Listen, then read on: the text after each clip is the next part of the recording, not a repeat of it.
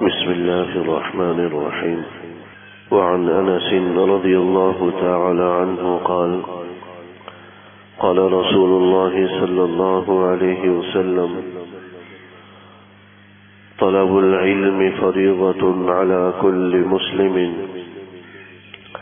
فواضع العلم عند غير أهله كمقلد الخنازير الجوهر واللؤلؤ والذهب. حضرت انس رضی اللہ تعالی عنہ سے حدیث مبارک منقول ہے، حدیث نمبر 218 ہے۔ حضرت انس رضی اللہ تعالی عنہ بھی وہ جلیل القدر صحابی ہیں جن سے حضرت ابو ہریرہ رضی اللہ تعالی عنہ کے بعد سب سے زیادہ کثرت کے ساتھ احادیث مروی ہیں۔ حضور علیہ السلام کے خادم خاص تھے، آپ کے خدمت گزاروں میں ان کا شمار ہوتا ہے۔ اللہ کے رسول صلی اللہ علیہ وسلم کے ارشاد گرامی نقل کیا ہے کہ طلب العلم فریضۃ علی کل مسلم، کہ علم کا حاصل کرنا ہر مسلمان پر یہ فرض ہے۔ یہاں پر علم سے مراد بقدر ضرورت علم ہے، جو عبادات یا جو احکام یا جو معاملات کسی آدمی کے ساتھ متعلق ہوں، اس سے جتنے بھی منسلک احکام ہیں، مسائل ہیں، ان کا جاننا یہ ہر مسلمان کے لیے ضروری ہے۔ موٹے موٹے فرائض آپ کہہ سکتے ہیں، موٹے موٹے فرض کی باتیں، واجب چیزیں۔ ایک آدمی صاحب نصاب ہے، اس پر زکوٰۃ فرض ہے، تو اس کو یہ جاننا کہ کتنے مال پر زکوٰۃ لازم ہوتی ہے، کتنے سرمایے اور کتنے زیور پر، کن چیزوں پر، یہ جاننا ضروری ہے۔ نماز سے متعلق کتنی عمر پر نماز فرض ہو جاتی ہے، کتنی عمر ہو جائے بچی کی کہ نماز اس پر لازم ہو جاتی ہے۔ روزہ ہے، اس طرح دیگر عبادات، حج وغیرہ کی۔ تو ہر عمل سے متعلق موٹی موٹی باتیں اس کا جاننا یہ ہر آدمی کے لیے ضروری ہے، ہر آدمی پر فرض ہے۔ جس طرح ہم دنیا کی ہنر، دنیا کی علوم و فنون، دنیا کی چیزیں سیکھتے ہیں۔ کوئی آدمی کسی کاروبار کو کرنا چاہتا ہے تو پہلے اس کاروبار سے متعلق موٹی موٹی باتوں کی معلومات وہ حاصل کرتا ہے۔ معلومات حاصل کرنے کے بعد پھر اس کاروبار کا آغاز کرتا ہے۔ پہلے اس کے بارے میں مکمل تفصیل لیتا ہے اور پھر اس کے بعد اس کاروبار کو شروع کرتا ہے۔ کوئی اناڑی آدمی اگر کسی ایسے کاروبار میں ہاتھ ڈالے جس کی الف-ب سے وہ واقف نہ ہو، جس کے بارے میں اس کو آگاہی نہ ہو، معلومات نہ ہو، تو اپنا خسارہ اور اپنا نقصان ہی کرے گا، اس کے علاوہ کچھ بھی حاصل نہیں ہوگا۔ تو اس لیے ایمان والا صاحب ایمان ہونے کی حیثیت سے، مسلمان ہونے کی حیثیت سے اس پر لازم اور ضروری ہے کہ اس سے متعلق جو بھی موٹے موٹے فرائض ہیں اس کے بارے میں معلومات حاصل کرے، اس کا علم حاصل کرے۔ اس لیے علماء نے لکھا کہ کسی اسلامی ملک میں رہتے ہوئے یہ کہنا کہ مجھے یہ بات معلوم نہیں تھی، علم نہیں تھا، یہ کوئی عذر نہیں ہے۔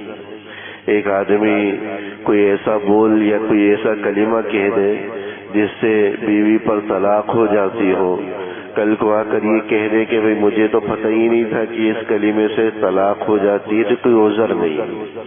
یہ کوئی عذر نہیں ہے، کیونکہ آپ ایک ایسے ملک میں رہتے ہیں جو اسلامی ملک۔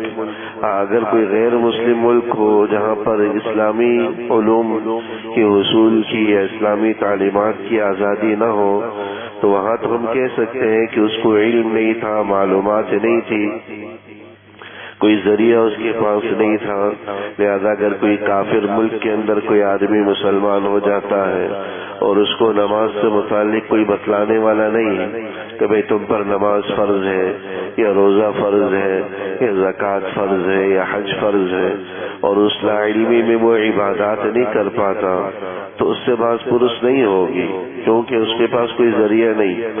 لیکن یہاں ایک اسلامی ملک میں رہتے ہوئے جہاں ہر قسم کے ذرائع موجود ہیں، کوئی آدمی یہ کہے کہ مجھے نماز کے فرض ہونے کا علم نہیں تھا کہ کتنی عمر پر فرض ہو جاتی، مجھے تو یہ پتہ ہی نہیں تھا کہ بھئی زکوٰۃ کتنے مال پر لازم ہوتی ہے، کتنے زیور پر لازم ہوتی، مجھے تو یہ پتہ ہی نہیں تھا کہ بھئی روزے مجھ پر فرض بھی ہے یا نہیں ہے، مجھے تو یہ پتہ ہی نہیں تھا کہ حج مجھ پر لازم ہے یا نہیں، کوئی عذر نہیں ہے۔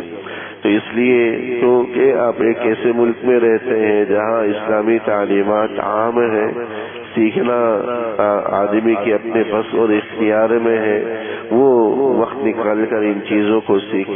اس لیے علماء نے لکھا کہ کسی اسلامی ملک میں لا علمی کوئی عذر نہیں ہے، اور اس کی بنیاد پر وہ حکم اس سے ساقط نہیں ہوگا، وہ احکام اس پر لاگو ہوں۔ تو طلب العلم فریضۃ علی کل مسلم، تو موٹے موٹے فرائض کا علم اور ان کی معلومات ہر مسلمان پر یہ فرض ہے۔ اگلی بات حدیث میں بیان کی گئی کہ وواضع العلم عند غیر اہلہ، کہ کسی نااہل کو علم سکھلانا ایسا ہی ہے جیسا کہ خنزیر کے گلے میں قیمتی جواہرات اور قیمتی موتی اور سونے کا ہار ڈال دینا۔ یعنی ایک تو موٹے موٹے علوم ہیں، اس کے بارے میں آگاہی دینا یا آگاہی حاصل کرنا ضروری، اس سے زائد کا علم کسی ایسے آدمی کو حاصل کرنا چاہیے جو اس علم کا حاصل کرنے کی اہلیت بھی رکھتا ہو۔ فرائض اور واجبات کا جو موٹا موٹا علم ہے، اس سے زائد علم سے متعلق یہ بات ہے کہ اس سے زائد علم اگر کسی آدمی کو سکھایا جا رہا ہے، بتلایا جا رہا ہے، پڑھایا جا رہا ہے، تو اس میں پہلے یہ دیکھنے کی ضرورت ہے کہ وہ اس علم کو حاصل کرنے کا یا اس کو ضبط کرنے کا، اس کو سمجھنے کی اہلیت بھی رکھتا ہے نہیں رکھتا۔ ایسا نہ ہو کہ کوئی آدمی عوامی مجمع میں خاص علمی بحث شروع کر دے، ایسی بحث شروع کر دے جو ایک عام آدمی کی پہنچ سے یا عام آدمی کی جو ہے سمجھ سے بالا ہو، تو بس اوقات کچھ کا وہ کچھ سمجھ جاتے ہیں اور وہ غلط فہمی کا شکار ہو کر اس غلطی ایسی غلطی کر بیٹھتے ہیں جو بس اوقات فتنے کا یا پریشانی کا باعث ہو جاتا ہے۔ اس لیے علماء کے حوالے سے بھی یہ بات بتلائی جاتی ہے کہ ممبر سے خاص طور پر مسائل کا، یعنی جیسے مسائل کا جو باریک ہو، ایسے مسائل کو بیان کرنے سے گریز کرنا چاہیے، کیونکہ عام مجمع کے اندر تو ہر قسم کے لوگ ہوتے ہیں، کچھ ایسے ہوتے ہیں جو ان مسائل کو سمجھ جاتے ہیں، لیکن کچھ ایسے بھی ہوتے ہیں جو ان مسائل کو صحیح طریقے سے نہیں سمجھ پاتے، تو بس اوقات کچھ کا کچھ سمجھ کر اس مسئلے کو غلط بیان کر جاتے ہیں۔ اسی طرح اگر کوئی بات بیان بھی کی جائے تو اس کو مکمل طور پر بیان کی جائے، بس اوقات کوئی ناقص بات پڑھ کر بھی انسان غلطی کا شکار ہو جاتا ہے۔ دیکھیں نا، یہ احادیث ہمارے سامنے ہیں یا قرآن کریم کی جو آیات ہیں، کوئی آدمی اگر ذاتی طور پر ان کو سمجھنے کی کوشش کرے تو بس اوقات اندیشہ اس بات کا ہے کہ وہ غلطی کا شکار ہو جائے، ایسی غلط فہمی کا شکار ہو جائے جس سے وہ اپنا یعنی عمل جو ناکارت کر جائے، ضائع کر جائے، جب تک کہ باقاعدہ اس کے بارے میں کسی صاحب علم سے معلومات نہ لے۔ اس کی ایک آدھ مثال میں آپ حضرات کے سامنے رکھ دو۔ کل ایک صاحب آ کر پوچھنے لگے کہ بھائی کسی درس کی مجلس میں ہماری خاتون گئی، وہاں پر درس دینے والے نے یہ بات بیان کر دی روزے کے حوالے سے کہ احادیث کے اندر آتا ہے کہ جب تم اذان سنو اور تمہارے ہاتھ میں پانی موجود ہو یا کوئی کھانے پینے کی چیز موجود ہو تو اسے اس وقت تک نہ رکھو جب تک کہ اس کو منہ میں نہ ڈال دو، اگرچہ تم اذان بھی سن لو، اگرچہ تم اذان بھی سن لو۔ اور یہ بھی بیان کر دی کہ بھئی احادیث کے اندر آتا ہے کہ جب تک اذان ختم نہ ہو جائے تم کھا پی سکتے ہو۔ اب یہ بات احادیث کے اندر موجود ہے، ایسا نہیں ہے کہ نہیں ہے، لیکن اس کی بارے میں اس کا بیک گراؤنڈ یا اس کا سیاق و سباق، آگے پیچھے کی بات جب تک یہ بیان نہ کی جائے تو یہ بات واضح نہیں ہوتی۔ عموماً جب ناقص بات کر دی جاتی ہے تو غلط فہمیاں ہوتی ہیں. اب لوگ یہ سمجھے کہ بھائی جب تک اذان بھلے ہو جائے کھا پی لیں، حالانکہ سحری کے ختم کا تعلق اول تو اذان کے ساتھ ہے نہیں، وقت کے ساتھ ہے. وقت ختم ہو جانے کے بعد ہماری یہاں اذان دی جاتی ہے. جب وقت ختم ہو گیا اس کے بعد اذان ہے. اگر کوئی کھا پی رہا ہے یا ہاتھ میں موجود گلاس سے پانی پی لیا، لقمہ پیٹ میں ڈال دیا تو روزہ ہی اس کا خراب ہو گیا. لیکن وہ حدیث پڑھ کر اب وہ کھا رہا ہے پی رہا ہے جب تک اذان ختم نہیں ہو. حالانکہ علماء نے حدیث کی تشریح میں لکھا ہے کہ اس حدیث کا تعلق حضرت بلال رضی اللہ تعالیٰ عنہ کی اذان سے تھا. اس زمانے میں 2 اذانیں ہوا کرتی تھی. ایک تہجد کے موقع پر اذان ہوتی تھی، جو سحری کا وقت ہوتا ہے ہمارے یہاں، تہجد کی نماز اسی وقت ہوتی ہے. حضرت بلال رضی اللہ تعالیٰ عنہ عموماً تہجد کے لیے اذان دیا کرتے تو اس زمانے میں ہوتی تھی. بعد میں یہ عمل متروک ہو گیا، بلکہ آج بھی رمضان کے مہینوں میں حرم میں تہجد کی اذان ہوتی ہے. تو تہجد کے لیے اذان دیتے تھے. تو چونکہ اس وقت سحری کا وقت موجود ہوتا تھا، اس لیے فرمایا کہ جب تک ان کی اذان چلتی رہے تم کھا پی سکتے. ایسا نہ ہو کہ تم حضرت بلال کی اذان سن کر سمجھو کہ وقت ختم ہو گیا ہے، یا کھانا پینا چھوڑ دو. وہ تو وقت کے اندر اذان دیتے، اس موقع پر اذان دیتے ہیں جبکہ تہجد کا وقت چل رہا ہوتا. تو ایسی غلط فہمی کا لوگ شکار ہو جاتے ہیں ناقص بات کو سن کر. تو اس لیے عام مجمع کے اندر وہ بات بیان کی جائے جو عام مجمع کے لیے سمجھنا آسان ہو اور اس کو بھی مکمل طور پر بیان کی جائے. تب جا کر جو ہے نا اس مسئلے کی حوالے سے مکمل آگاہی ہوگی. ناقص بات ہو یا کوئی ایسا باریک مسئلہ بیان کر دیا جائے جو عام فہم نہ ہو تو یہ بس اوقات بگاڑ کا، خرابی کا. اب سننے والوں نے سن لیا، گھر والوں کو بتلایا، اس غلط فہمی کا شکار ہو جاتے اگر آ کر نہ پوچھتے. اگر نہ پوچھتے، پوچھ لیا، وضاحت آ گئی، اب ان کو تسلی اور تشفی ہو گئی. لیکن نہ پوچھتے اور اس پر عمل کرتے چلے جاتے تو کیا ہوتا. اسی طرح کل ہی ایک صاحب نے پوچھا تراویح کے حوالے سے، ایک حدیث کسی نے کوٹ کر دیا. حدیث موجود ہے، حضور علیہ الصلوۃ والسلام نے اپنے زمانے میں 3 دن تراویح کی نماز پڑھائی.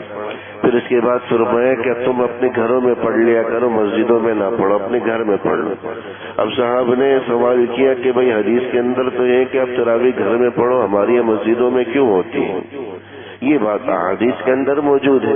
اب سوال اور اعتراض اسی بنیاد پر پیدا ہوا کہ ہمیں اس کے بارے میں مکمل معلومات نہیں، مکمل اس کے بارے میں تفصیل اور ڈیٹیل کا علم ہے. حالانکہ حدیث مبارک کا حاصل یہ تھا کہ حضور علیہ الصلوۃ والسلام نے صرف اس خدشے کی بنیاد پر کہ اگر ہم پابندی کے ساتھ شروع کر دیں اس تراویح کے عمل کو، کہیں یہ فرض نہ ہو جائے اور امت پر یہ لازم نہ ہو جائے. 20 رکعتیں اگر فرض ہو جاتی تو شاید لوگوں کے لیے پڑھنا بہت دشوار ہو جاتا، مشقت ہو جاتی. اس لیے حضور علیہ الصلوۃ والسلام نے 3 دن پڑھائی. اس کے بعد فرمایا کہ اب گھروں میں پڑھ.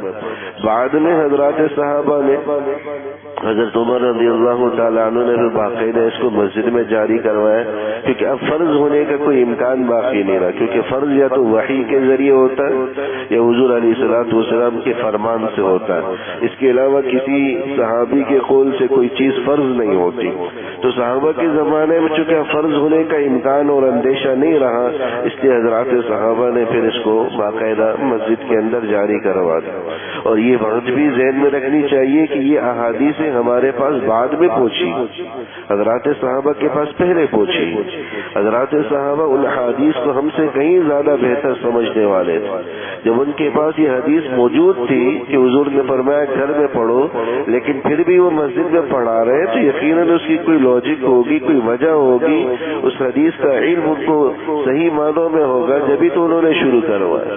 ہم آج کے زمانے میں اگر ہم یہ دعویٰ شروع کر دیں کہ ہم تو حضرات صحابہ سے زیادہ سمجھنے والے ہیں حدیث کو، یہ محض حماقت کے سوا کچھ نہیں ہو. اس لیے ساری حدیث یا کوئی بھی چیز پڑھیں تو جب تک ہم کما حق ہو اس کا بیک گراؤنڈ کے ساتھ نہیں پڑھیں گے، غلط فہمیوں کا شکار ہوں. یا تو کسی سے پڑھ کر سمجھ کر اس کا علم حاصل کر لیں، یا تو جو ہے ایسی باریک یا موٹی چیزوں میں پڑھنے سے ہی گریز کریں. تو حدیث مبارک کا حاصل یہی ہے کہ مواضع العلم عند غیر اہلہ، کہ کسی نااہل کو علم پڑھانا، ایسی بات پڑھانا جو اس کی سمجھ سے بالا ہو، یہ ایسے ہی ہے جیسا کہ خنزیر کو کوئی قیمتی جواہرات کا، قیمتی پتھروں کا یا سونے کا ہار پہنا دیا جائے، جس طرح اس کو پہنانے سے اس قیمتی جواہرات کی اور سونے چاندی کی توہین ہے، ایسے ہی کسی نااہل کو علم کی باریک باتیں بیان کر دینے کے اندر اس علم کی ایک طرح سے یوں کہنے کے توہین ہے، یا اس علم کو اکالت اور ضائع کرنے کے مترادف ہے۔ یا تو موٹی باتیں بیان نہ کی جائے، مسائل کم ہی بیان کیے جائے، یا بیان کی جائے تو مکمل تفصیل کے ساتھ، ناقص اور نامکمل بات یا ایسی باریک بات جو عام فہم نہ ہو، بس اوقات پریشانی کا باعث بنتی ہے اور خرابی اور بگاڑ کا باعث بنتی ہے۔ اللہ جل شانہ عمل کرنے کی توفیق۔ ربنا تقبل منا انك انت السميع وتب علينا انك انت التواب الرحيم، وصلى الله تعالى على خير خلقه محمد وآله وصحبه أجمعين، آمين برحمتك۔